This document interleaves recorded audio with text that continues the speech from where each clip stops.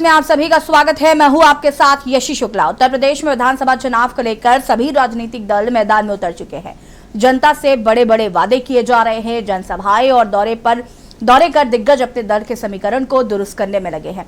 कोई जनता के बीच जाकर अपनी पैठ बना रहा है तो कोई लगातार शिलान्यास लोकार्पण कर रहा है। सभी राजनीतिक दल हर वो कोशिश कर रहे हैं जिससे कि जनता का मन जीता जा सके और वोट हासिल किया जा सके। आज इसी को लेकर हम रणभेरी में बात करेंगे रायबरेली की ऊंचाहार विधानसभा सीट और कासगंज की अमापुर विधानसभा सीट की, और जानेंगे इन विधानसभा सीटों पर किस पार्टी का है दबदबा, क्या है दोनों विधानसभाओं का जातिगत समीकरण और जनता की उम्मीदों पर कितना खरे उतरे हैं विधायक जी।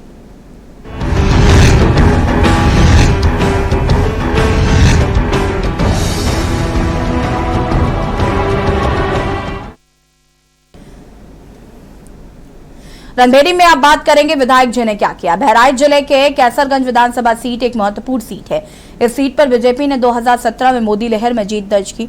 बहराइच की 7 विधानसभा सीटों में से 6 विधानसभा सीटों पर भाजपा को जीत मिली थी। वहीं कैसरगंज विधानसभा सीट में जाति समीकरण के चलते यहां सपा और बसपा के प्रत्याशियों का खूब कब्जा रहा है। दोनों पार्टियों की मजबूत पकड़ के चलते भाजपा के लिए 2022 में जीत दर्ज करने के लिए कड़ी चुनौती का सामना करना होगा। देखिए रिपोर्ट। रणभेरी 2022 का चुनाव रण तैयार। बहराइच के कैसरगंज विधानसभा के दिल में क्या है? कैसरगंज सीट से कौन मारेगा बाजी? कितना उम्मीदों पर खरे उतरे विधायक? कैसरगंज विधानसभा सीट पर सबकी निगाह। किसके सिर सजेगा 2022 का ताज?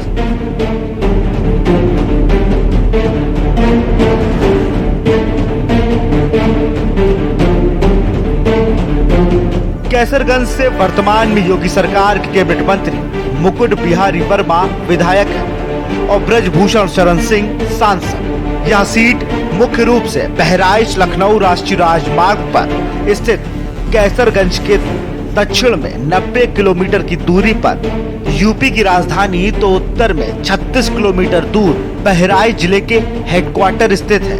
घाघरा नदी के किनारे बसा कैसरगंज विधानसभा क्षेत्र का भूभाग हर वर्ष घाघरा में आने वाली बाढ़ से बेहद प्रभावित रहता है। 2017 विधानसभा चुनाव का परिणाम जीते मुकुट बिहारी वर्मा पार्टी भाजपा। वोट मिले 85,212। वोट प्रतिशत 40.67%। दूसरे नंबर पर रहे खालिद खान पार्टी बसपा। वोट मिले 57,792। वोट प्रतिशत 27.5%। तीसरे नंबर पर राम तेज यादव पार्टी सपा। वोट मिले 54,117। वोट फीसदी 21.91। यूं तो कैसरगंज विधानसभा में किसी भी पार्टी का कभी एकाधिकार नहीं रहा, लेकिन 2008 में हुए परसीमन के बाद जब कैसरगंज का बड़ा हिस्सा नाव सजित विधानसभा प्रयागपुर में समाहित हो गया और खत्म हुई फकरपुर विधानसभा का आंशिक हिस्सा कैसरगंज में जुड़ा, तो इसका असर 2012 व 2017 के विधानसभा चुनाव में साफ तौर पर दिखाई पड़ा। इस क्षेत्र ने किसी भी राजनीतिक दल को निराश नहीं किया। राजनीतिक जानकारों के मुताबिक इस क्षेत्र में भाजपा के उदय के पीछे मुस्लिम मतों का सपा व बसपा में बिखराव एक अहम व बड़ा कारण माना जाता है। इस क्षेत्र में बीजेपी जहां अपनी राजनीतिक पकड़ को और मजबूत करने की तैयारी में जुट गई है, तो वहीं विधायक मुकुट बिहारी वर्मा भी अपनी हैट्रिक की तैयारी में लगे हुए हैं। साथ ही सपा और बसपा में अपने खोए जनाधार को वापस पाने की जीतोड़ कोशिश में लगी हुई है।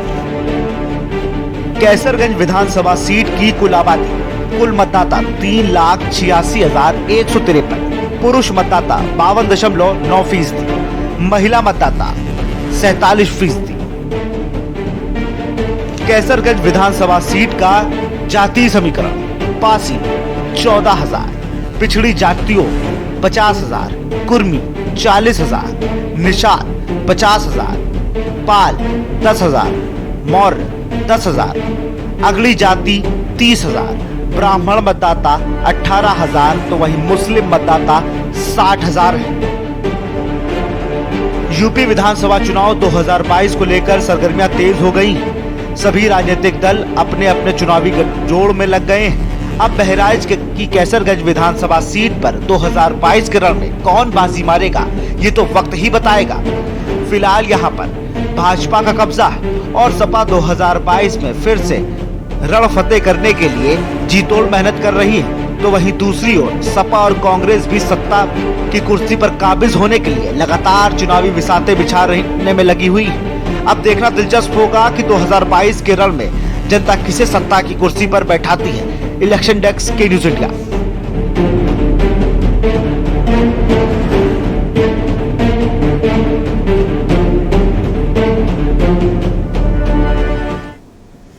और कैसरगंज विधानसभा सीट में जनता का क्या मूड है, इसका जायजा लिया हमारे संवाददाता ने। क्या कुछ है आपको दिखाते हैं। लोग और मौजूद हैं, हम बात करते हैं, लेते हैं इनकी राय। क्या है नाम आपका? सतीश कुमार यादव मेरा नाम है। यादव जी, अब की बार किसकी सरकार? अब की बार सिर्फ अखिलेश यादव की सरकार। क्यों? इस सरकार ने बड़ा विकास किया है, योजनाएं। देखिए, ऐसा है, मनी, मीडिया और माफिया, इन तीनों पर भारतीय जनता पार्टी का कब्जा है, चाहे वो केंद्र की सरकार हो, चाहे वो राज्य की सरकार हो। रही बात इस सरकार की विकास करने की, सिर्फ विकास जो है कागजों में दिख रहा है, जमीनी हकीकतें कुछ नहीं है। ये सरकार ने एक फैसला लिया था, सरकार हम जो है सड़कों को गड्ढा मुक्त करेंगे। आप देख लीजिए, जिन सड़कों की रिपेयर हुई है, हाथ से बजड़ियां उनकी उखड़ रही हैं। ये भ्रष्टाचार इस सरकार में है। इस सरकार ने युवाओं के सपनों को छीन लिया है। लोग तमाम सारी भर्तियां रद्द हो गई। बड़ी विस्मय स्थिति है। प्रदेश में आपातकाल जैसी स्थिति है। कोई अपनी बात स्वतंत्रपूर्वक कह नहीं सकता है। भ्रष्टाचार चरम पर है। लगातार संवैधानिक संस्थाओं को बेचा जा रहा है। कहीं कुछ नहीं है। कानून नाम का कोई जो है, कोई कहीं कानून मतलब नहीं है। जो है पुलिस हो, थाने हो, हर जगह लूट खसोट है। गरीब आदमी के कोई सुनने वाला नहीं है। आम आदमी अपनी जो है सुविधा पूर्वक, आसानी पूर्वक जो है स्वतंत्र तरीके से बात नहीं रख पा रहा है। जो है थाने जाता है, उससे पहले दाम की बात सेटिंग होती है कि तुम कितना दाम दोगे, उसके बाद पीड़ित की आवाज की बात आती है। जो है क्या लगता है, इस सरकार में कोई विकास नहीं हुआ? कहीं कोई विकास नहीं हुआ है। सिर्फ और सिर्फ झूठा और एकदम छलावा है। लोगों को ठगा जा रहा है। इनको पूरी तरह ये ऐसे एहसास हो गया है कि हमने जो पूरे 4.5 साल में किया है, वो मुझे दंड मिलने वाला है। इसलिए इनको अब राम नाम छोड़ करके कुछ विकास भी याद आने लगा है, जबकि इनका ना तो कभी विकास से नाता रहा है और ना भविष्य में रहेगा। चलिए, कुछ लोग और मौजूद हैं, उनसे उनकी राय लेते हैं और देखते हैं क्या है। क्या नाम है आपका? राम मिलन गौड़। गौड़ जी, अब की बार किसकी सरकार? अखिलेश की सरकार। क्यों? इस सरकार ने बड़ा काम किया है। नहीं, कोई काम नहीं किया है, केवल ठगा है, केवल भ्रष्टाचार फैलाया है, केवल भ्रष्टाचार। फ्री अनाज दे रही है। फ्री अनाज दे रही, तो महंगाई कितनी कर रही है ये भी देखिए। 450 का सिलेंडर से 1000 का, 50 रुपये लीटर वाला तेल 100 के पार। ये महंगाई नहीं है? क्या कर रही है सरकार भाई? क्या दे रही है? जितना महंगाई फैला रही है, 5 किलो अनाज दे रही है। वो कितने दिन, वो मास तक। क्या नाम है आपका? मैडम सिराज अहमद है। अब की बार किसकी सरकार? अखिलेश की। क्यों?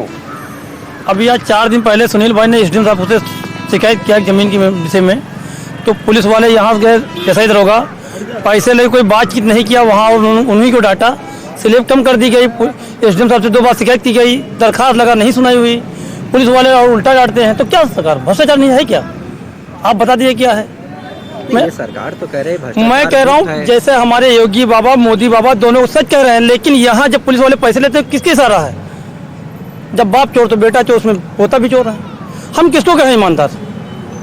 आप बता दीजिए भाई। यहाँ पर कोई सुनवाई नहीं कर रही, किसी हाल से सुनवाई कर रही है। बोलो, उल्टा गाली दे रही, मारने तैयार है। तो पुलिस से परेशान है, इसलिए सरकार बदल। हाँ, बिल्कुल बदलेगी भाई। जब सरकार उन्हीं के हाथ में, वर्दी हम उन्हीं की पहने, तो हम किसकी सरकार माने, बताइए आप।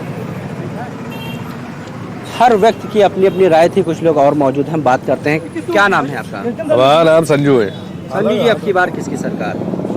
समाजवादी की आएगी, साइकिल की। क्यों? इस सरकार से संतुष्ट नहीं? ये जो है बहुत अच्छा काम करता है, बहुत अच्छा काम करता है। जोगी के तरह से कोई भी फर्क नहीं पड़ा है।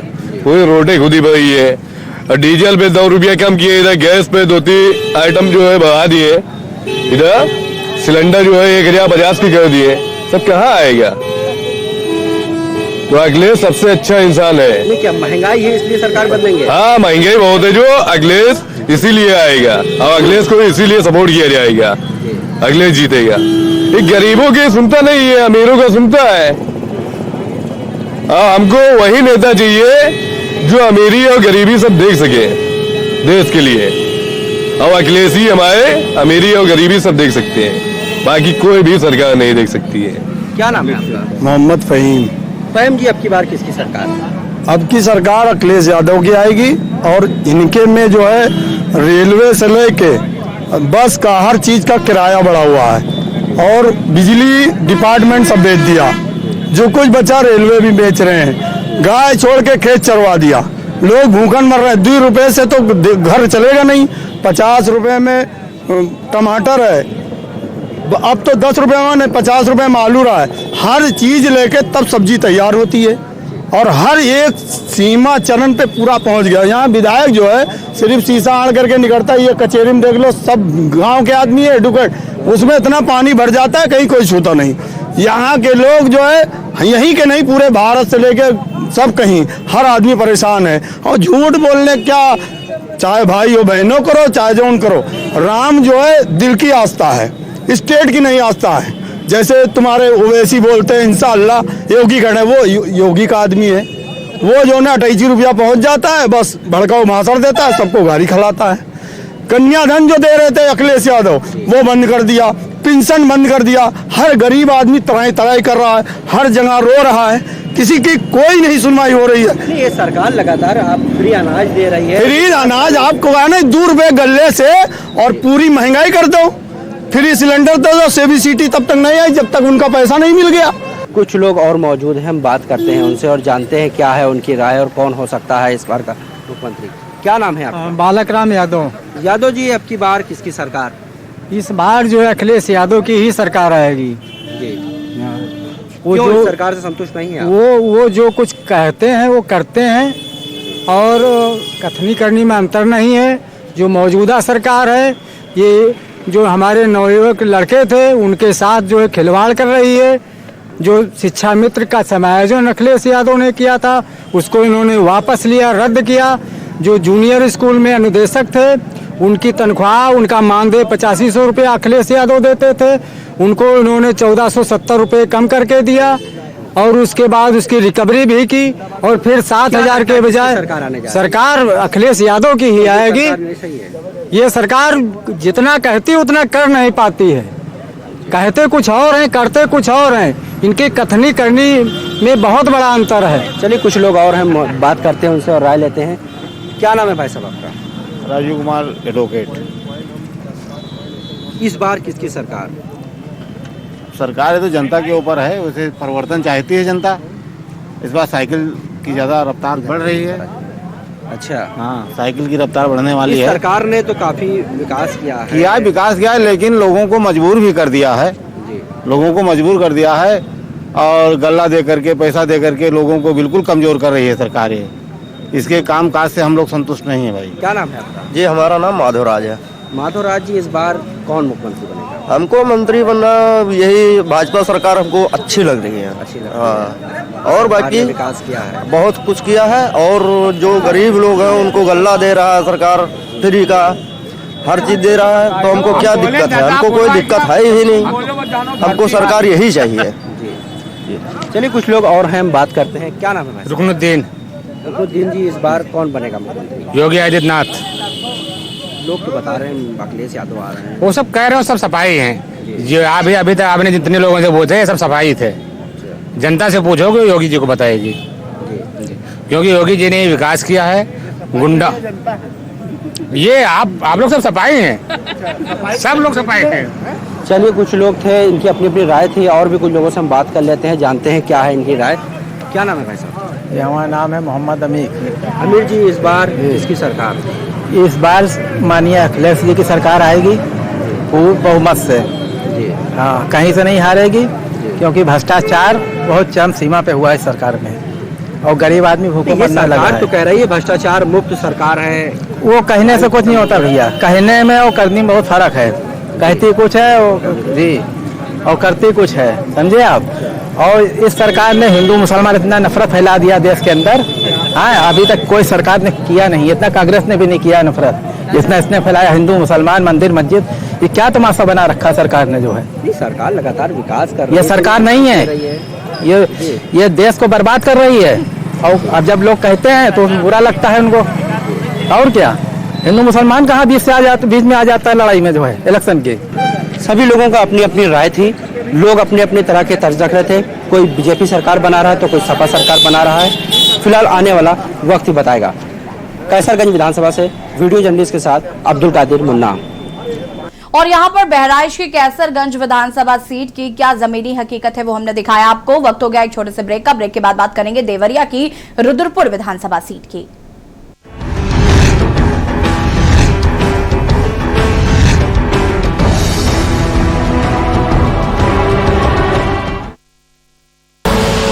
आप देख रहे हैं के न्यूज, खबरों का सारथी। नमस्कार। कोरोना का एक नया वायरस आया है, ओमिक्रॉन। ये बहुत तेजी से फैलता है। आपका बेटा, आपका भाई होने के नाते मुझे आपकी सेहत और आपकी जिंदगी की बहुत फिक्र है। हाथ जोड़ के आपसे विनती है, घर से कम बाहर निकलें। हमेशा मास्क पहन के रखें।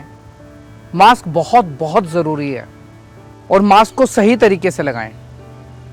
सोशल डिस्टेंसिंग का पालन ज़रूर करें और बार बार साबुन से हाथ धोते रहें। अभी तक जिन्होंने कोरोना वैक्सीन नहीं ली वो कोरोना वैक्सीन भी जरूर ले लें।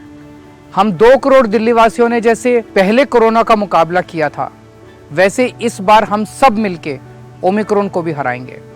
आपकी सलामती के लिए जो भी ज़रूरी कदम है हम उठाएंगे। हमें अगर कुछ रेस्ट्रिक्शंस लगाने पड़े तो प्लीज़ उनका पालन ज़रूर करना। वो केवल आपकी सेहत और सलामती के लिए हैं। हमेशा की तरह इस बार भी मुझे आपका साथ चाहिए। हर दिल्लीवासी अगर नियमों का पालन करेगा तो इस बार भी कोरोना ज़रूर हारेगा। जय हिंद।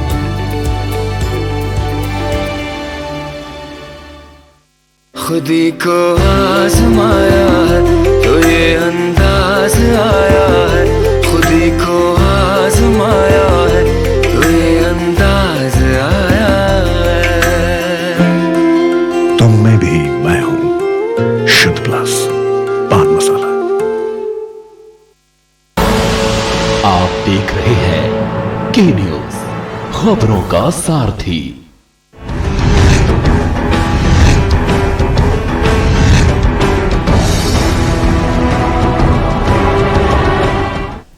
ब्रेक के बाद एक बार फिर से आप सभी का स्वागत है और बात करेंगे देवरिया की रुद्रपुर विधानसभा सीट की। उत्तर प्रदेश की 403 विधानसभा सीटों में से देवरिया की रुद्रपुर विधानसभा सीट 336वें नंबर पर आती है। यह सीट बांसगांव लोकसभा क्षेत्र के भीतर आती है। साल 2017 से सीट पर भारतीय जनता पार्टी के जयप्रकाश निषाद का कब्जा है। उन्होंने पिछले विधानसभा चुनाव में कांग्रेस के अखिलेश प्रताप सिंह को 26,789 वोटों के अंतर से हटाया था। रणभेरी 2022 का रण है तैयार। देवरिया की रुद्रपुर विधानसभा के दिल में क्या है? रुद्रपुर सीट से कौन मारेगा बाजी?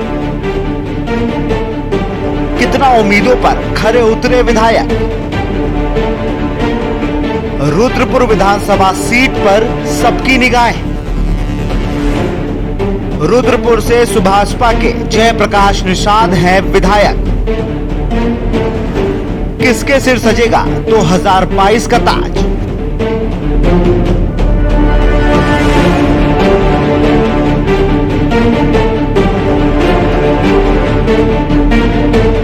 रुद्रपुर सीट पर हर बार विधायक बदला जाता है। 2012 में यहां से कांग्रेस के अखिलेश प्रताप सिंह जीते थे, जिन्हें 2017 में बीजेपी के जयप्रकाश निषाद ने हराया। उससे पहले बहुजन समाज पार्टी के सुरेश तिवारी रुद्रपुर से विधायक हुआ करते थे। 2002 के विधानसभा चुनाव में यह सीट सपा के खाते में चली गई थी। इस सीट पर निषाद मतदाताओं का दबदबा है। इसके अलावा ब्राह्मण, क्षत्रिय, दलित, यादव भी प्रमुख जातियां हैं। यह इलाका अब भी पिछड़े क्षेत्रों में आता है। हर साल की बाढ़ में इस सीट के 50 से ज्यादा गांवों को प्रभावित करती है। जीवन यापन के लिए पलायन करना एक बड़ी समस्या है। रुद्रपुर विधानसभा में कुल आबादी, कुल मतदाता 2,99,000, पुरुष मतदाता 1,66,000, महिला मतदाता 1,32,000। रुद्रपुर विधानसभा से जीत कर आने वाले चेहरे भले ही बड़े हों, लेकिन आज भी यहाँ पर नाली, सड़क और खड़ंजा पर चुनाव केंद्रित है। आगामी चुनाव में स्थानीय मुद्दे हावी रहेंगे, यह तो तय है, लेकिन जनता भी सिर्फ वादों पर नहीं जाने वाली है। रुद्रपुर में 2022 विधानसभा चुनाव में कांटे की लड़ाई होगी। इलेक्शन डेस्क, के न्यूज इंडिया। और रुद्रपुर विधानसभा सीट में जनता का क्या सियासी मूड है, इसका जायजा लिया हमारे संवाददाता ने। क्या कुछ है, आपको दिखाता है। @2022 में आपका स्वागत है। आप आज हमारे साथ मौजूद है यह रुद्रपुर विधानसभा क्षेत्र के कुछ ग्रामीण जनता यहाँ जानते हैं कि विधायक जी ने किस तरह का आपने जनहित में विकास का कार्य किया है। क्या नाम है आपका? रामजतन जी बताइए, अब विधायक जी का क्या नाम है आपके? जयप्रकाश निषाद। तो विधायक जी ने किस तरह का विकास का कार्य किया है? अब बढ़िया विकास किया है, सड़क बन गई है, गांव गांव घर घर बिजली लग गई है। हाँ, एक आम आदमी को जीवन में अब आम आदमी देख लीजिए, सड़क, बिजली, पानी, ये तो आम आवश्यक आवश्यकता होती है। इस तरह के विकास के कार्यों में किस तरह का आपके क्षेत्र में विकास का हुआ है? तो पानी और जो है लाइट का, सड़क का विकास तो हुआ ही है, लेकिन किसी घर लाइटिंग बना है, किसी नहीं बना है। और हमारे गांव में जाने के लिए पहले बहुत परेशानी था, उन्होंने हमारे गांव में पीछे बनवा दिया घर तक, और गांव में और भी बहुत सुविधाएं उन्होंने दिया। और गांव में हमेशा घूमना, सबका हाल चाल लेना उनका परम कर्तव्य है। आते जाते हैं बेचारे, सबसे मिलते हैं, और हम यही चाहते हैं फिर भाजपा की सरकार हो। विधायक जी किस तरह का काम किया है? विधायक जी ने बहुत अच्छा काम किया है इस पूरे क्षेत्र में, सिर्फ मेरे लिए नहीं, पूरे क्षेत्र में उन्होंने बहुत अच्छा काम किया है। और मेरे गांव में पहले बहुत परेशानी था, कच्चा रोड था, अपने समय में उन्होंने पिच रोड हमको दे दिया है। गाँव में अलग अलग जगहों पर सब इंटरलॉकिंग करा दिया उन्होंने, और गांव में पानी की टंकी 3-3 टंकी मंजूर उन्होंने करा दिया। एक लक्ष्मीपुर में, मुठई में, एक पिपरा में, जो पिपरा वाला अभी शुरू होने वाला है। और भी अच्छा काम उन्होंने किया है, डेवलपमेंट अच्छा हुआ है। जैसे जनता को क्या चाहिए, बिजली, सड़क, पानी, इलेक्ट्रिक व्यवस्था तो एकदम सुधरा है, और रोडवेज को तो दिखा ही जा रहा है। और पानी की भी जो टंकियां लग रही है, मेरे युवा भी मंजूर हो गया है, बस अब जितना जल्दी हो जाए। बाकी सुविधाएं तो अच्छा दे रहे हैं। क्षेत्र में इन्होंने किस तरह का विकास का कार्य किया है? क्षेत्र में डेवलप किया है इन्होंने। अभी विकलांगों के लिए जो ट्राई साइकिल होती है उसको दिया है। कुछ शादियां जो है अभी जस्ट 2 डे बिफोर या 3 डे बिफोर जो है 87 इंटरमीडिएट कॉलेज के प्रांगण में समारोह में करीब 90-95 युवाओं का शादी का कार्यक्रम कराया उन्होंने। ट्राई साइकिल दिलवा दिया। आपके विधायक जी का? यहाँ के मंत्री जी का नाम है जयप्रकाश निषाद। कुछ भी काम नहीं किए। विकास की अगर बात की जाए तो कुछ नहीं किया। विकास किया है? कुछ नहीं किए। क्या मतलब, क्या कुछ नहीं किया, उसमें कुछ बताएंगे? कोई धरातल बिजली, पानी कुछ आपको नजर आ रहा है? सड़क उनका बनवाया कोई नहीं है आज तक। जो भी किए अपने हक हिस्सा के लिए किए हैं। जमीन लिए है महेशपुर में, तराई में जमीन लिए हैं, बहुत केवल जमीन ही खरीद रहे हैं, और विवादित जमीन खरीद रहे हैं। उनका कोई कुछ नहीं जानता है, वहाँ कुछ भी नहीं किए हैं। शिक्षा की अगर बात की जाए अपने विधायक से, तो क्षेत्र में शिक्षा की क्या व्यवस्था है? शिक्षा व्यवस्था जब तक लॉकडाउन रहा, हड़ताल अब चलता, फिर लड़कियों को छुट्टी हो गई, फिर कौन लड़कियां पढ़ती हैं? कोई कहाँ लड़की पढ़ती हैं? रोजगार की बात की जाए, रोजगार बिल्कुल नहीं थे, कौन रोजगार, सब नौजवान घूमते हैं सड़क पर। देखिए, विधायक जी ने तो जो है यहाँ पे अभी 2 जो है ग्रामीण क्षेत्रों के लिए पुल का निर्माण करवाया। उसके बाद से जो है 2 जो है इन्होंने हाइड्रो पावर स्टेशन दे दिया है बिजली सप्लाई के लिए, ताकि 24 घंटा हमारे विधानसभा में तो बिजली मिल सके। आसपास के जितने भी जो है इलाके हैं, उसका रोड का काम करवाया है। अभी ये देखिए हाईवे का पूरा अच्छा सा काम हो रखा है। बिजली हमको 18 घंटा मिलता है। नाली खरंजा जो है हमारे अगल बगल जितने ग्राम सभा हैं वहाँ पे हो रखे हैं, तमाम जो है इंटरलॉकिंग का कार्य हुआ है। RCC का भी काम जो है ग्रामीण एरिया तक पहुँचाने का काम किया उन्होंने। और सबसे अच्छी बात है उनका कि वो जन जन से जो मिलने का काम करते हैं, उनसे कोई भी आदमी ग्राम सभा का जो है आके अपनी बात को अच्छी तरीके से रख सकता है। जो एक अच्छा नेता का गुण है वो सारे गुण उनके अंदर हैं। तो हम लोग दोबारा भी चाहते हैं कि जो है हमारे विधायक जी जो है दोबारा जीत के आए। हम लोग सपोर्ट करेंगे उनको, हम लोग उनको वोट करेंगे और पुनः मंत्री बन के आए। ये भी हम लोगों की जो है शुभकामना भी है और सहयोग भी है, सपोर्ट भी है उनके लिए। अगर हम शिक्षा की बात करें तो शिक्षा किस तरह की शिक्षा व्यवस्था है? देखिए शिक्षा व्यवस्था तो मान लीजिए सरकार की जितनी भी है तो अच्छा ही है, शिक्षा व्यवस्था अच्छा चल रहा है। देखिए मौजूदा विधायक आपके जयप्रकाश थे, किस तरह का काम किया? देखिए उनके पास दो पद होने के कारण उसके अनुसार जो है कि कुछ भी विकास का काम यहाँ नहीं हुआ, ठीक ना। हाँ, क्या चाहते थे आप लोग विकास का काम? क्यों नहीं, दो मान लीजिए मंत्री भी हैं, विधायक भी हैं, उस दोनों फंड से जो पैसा जो आता है उससे का प्रयोग नहीं किया गया। हाँ, क्या चाहते हैं आप? अब देखिए अब जनता क्या कहती है। 2022 में चुनाव में जनता क्या कहती है। सपा और जो है कि भाजपा में दो ही में टक्कर है, जिसमें जो ले जा। विकास तो उनका कुछ हो नहीं बाटे। आप पूरे जनता से पूछ लीजिए, कहीं विकास उनका कुछ नहीं है। क्या चाहते थे विधायक से? ये भाई विधायक से हम लोग चाहते थे रोड बढ़िया हो और सब गरीबों के लिए व्यवस्था बढ़िया हो। आप पूछ लीजिए रुद्रपुर का बस स्टेशन का हालात देखिए, पानी कितना लगता है उसमें। विधायक भी आपके क्षेत्र से थे, इससे पूर्व भी विधायक हुआ करते थे, लेकिन यहाँ बिजली का जो बस स्टैंड था वो काफी दिनों से नजर पड़ा हुआ है, तो किसी जनप्रतिनिधि का ध्यान नहीं आया। जनप्रतिनिधि बहुत जन का आदमी, लेकिन ये टाइम में पानी लगल है। भाजपा के सरकार बाटे तो मान ली भाजपा की सरकार में जो जयप्रकाश बनो मंत्री बनो नहीं ना देखे के चाहे को। लक्ष्मण यादव, रामानंद यादव। तो किस तरह का विधायक जी ने आपके क्षेत्र में काम किया है? हमारे क्षेत्र में तो विधायक जी ने कुछ काम नहीं किया है। नजदीक में बस स्टेशन में हमेशा उसमें पानी लगा रहता है। यहाँ से कोई बस 5 बजे के बाद नहीं मिलती रोडवेज की। जिला है देवरिया, यहाँ के लिए कोई बस सर्विस नहीं है।